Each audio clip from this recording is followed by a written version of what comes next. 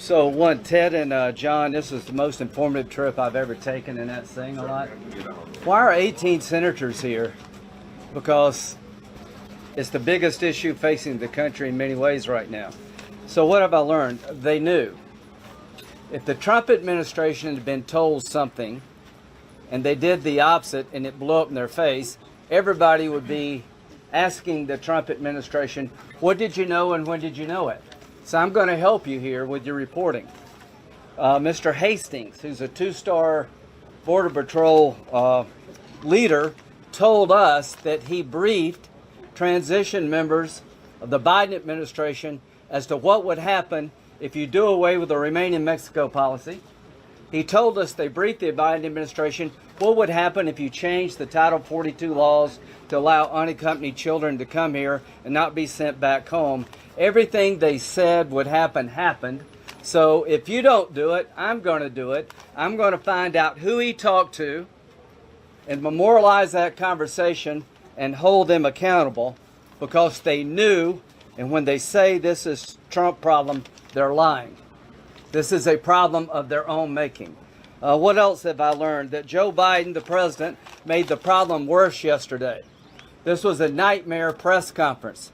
He told everybody, don't worry, we got crowded facilities. We're going to build 5,000 more beds in Texas at a military base. So how does that play in Central America? They're going to expand the number of people they can take.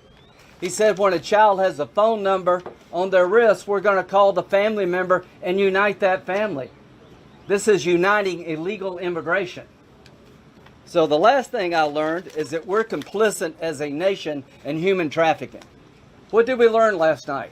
There's a trail on our side of the border with markers placed by the federal government to show illegal immigrants where to go.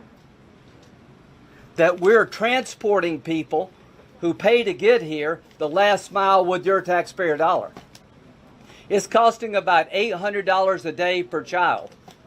If we don't change the pull factors, go back to the Remain in Mexico policy where they can't apply for asylum here, send the unaccompanied minor children back to their home country, there will be 250,000 people a month coming. The Border Patrol said there is no end to this. So Vice President Harris, this is your job to fix. I promise you I will work with you, but you cannot possibly understand your job unless you come here. The last thing we're going to do is introduce a resolution praising the men and women of the Border Patrol and the Customs Department. I've been to Iraq and Afghanistan 56 times. Our soldiers serve in incredibly tough conditions. What we're asking the men and women of the Border Patrol to do is inhumane.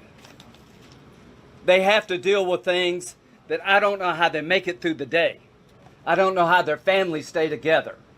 So we owe it to them. Finally, the president said, I'm not going to apologize to anybody about my policies.